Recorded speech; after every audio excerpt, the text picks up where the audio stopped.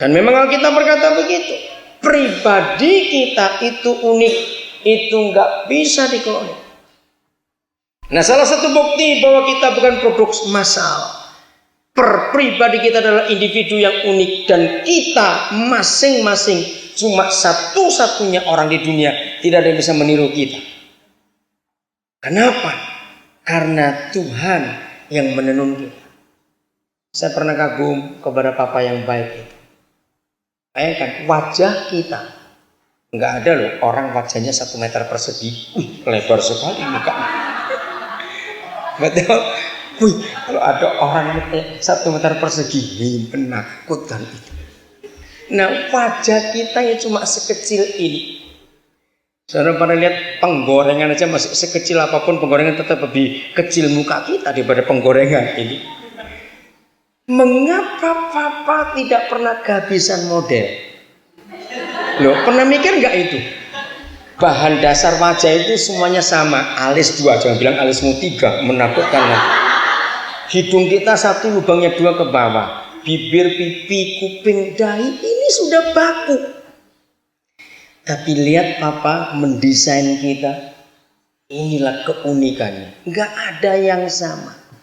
Anak kembar 1 telur saja tetap akan ketemu bedanya. Betul? Nah, kalau ini produk massal, enggak mungkin. Pasti akan sama semua. Mungkin cuma suaranya dan kentutnya yang beda. Maaf, saya cuma pakai istilah ini. Mungkin. Karena produk massal. Dan kita tidak produk massal. Yang lebih hebat lagi adalah sidik jari ini. Yang hidup sekarang itu 6 miliar manusia lebih. Yang sudah mati berapa sejak zaman Adam. Enggak ada sidik jari yang sama satupun sedunia. Unik bukan kita ini? Nah, ini Tuhan yang menentukan bahwa kita punya kepastian, kita punya tujuan yang jelas.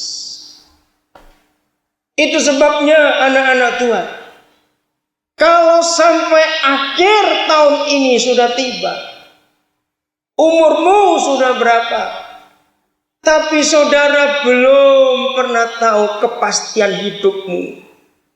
Sampai umur sekian ini saudara masih meraba-raba. Aku jadi apa ya? Aku nanti bagaimana ya? Terus bagaimana? Saudara, yang salah bukan Tuhan. Kita yang tidak mau mengerti kehendaknya.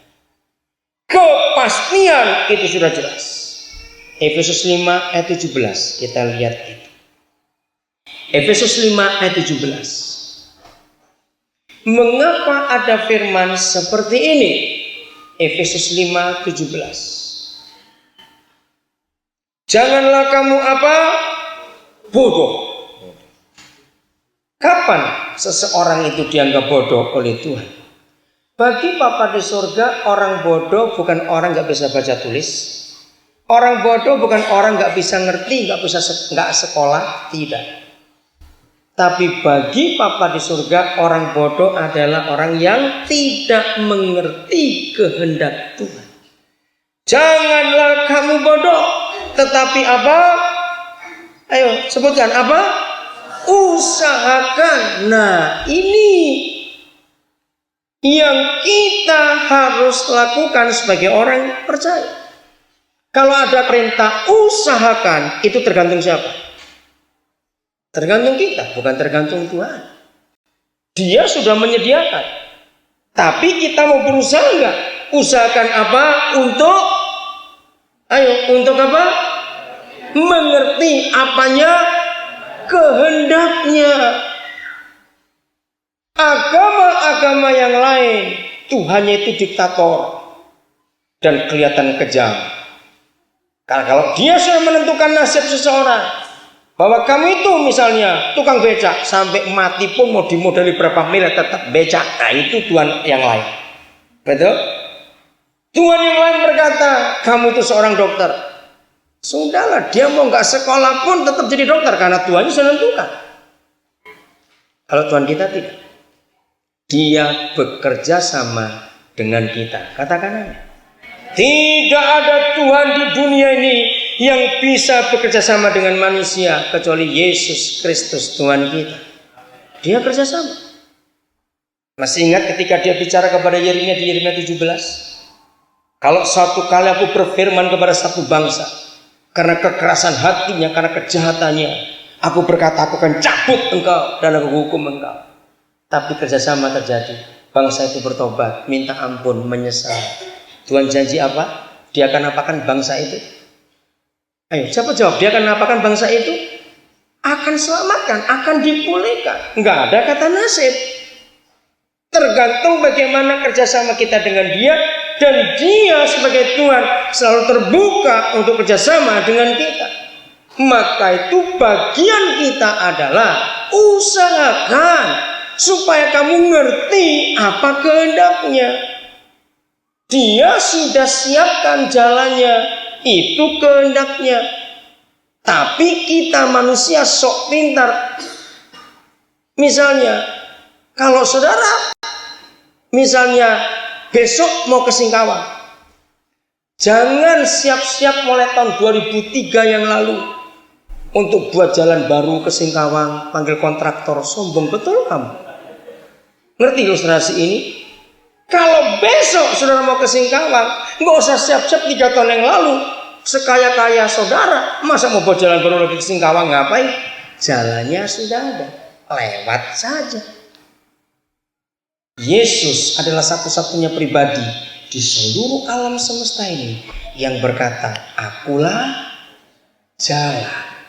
Tidak ada siapapun di dunia, sehebat apapun orang itu, yang pernah berkata, akulah jalan. Jawab pertanyaan saya, apa pendapat saudara tentang seseorang yang jalan tapi tidak di jalan, jalannya itu? Itu orang apa? Bodoh. Betul.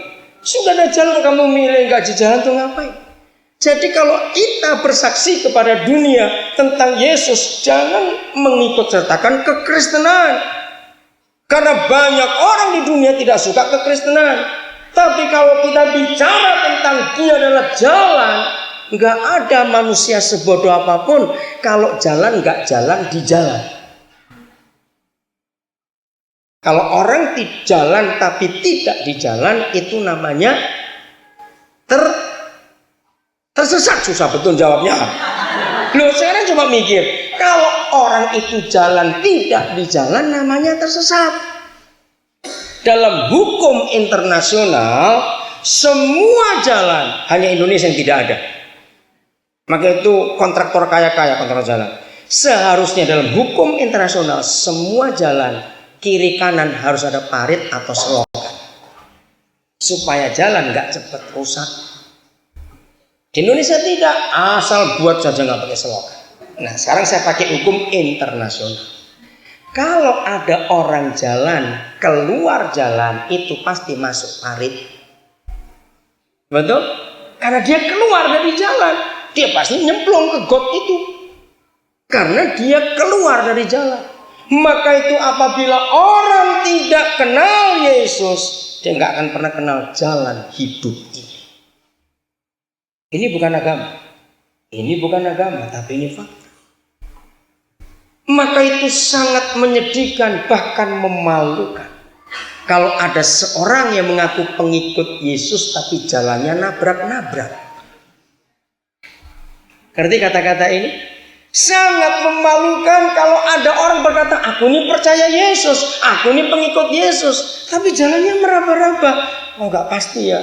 Aku kawin sama siapa ya? Sekolah apa ya? Nanti tinggal di mana? Goblok nih. Berarti engkau sedang tidak jalan di jalan itu. Kalau kita jalan di jalan itu, saya sudah banyak kali diskusi dengan banyak orang dengan satu kata itu saja. Jalan. Karena tidak ada satupun manusia di dunia yang pernah mengatakan akulah jalan, hanya Yesus Tuhan kita. Jujur, nggak usah menjawab dengan perkataan supaya orang lain nggak dengar. Siapa yang sampai akhir tahun ini masih belum punya kepastian ke depan ini mau Untuk ngambil keputusan menikah saja susahnya luar biasa.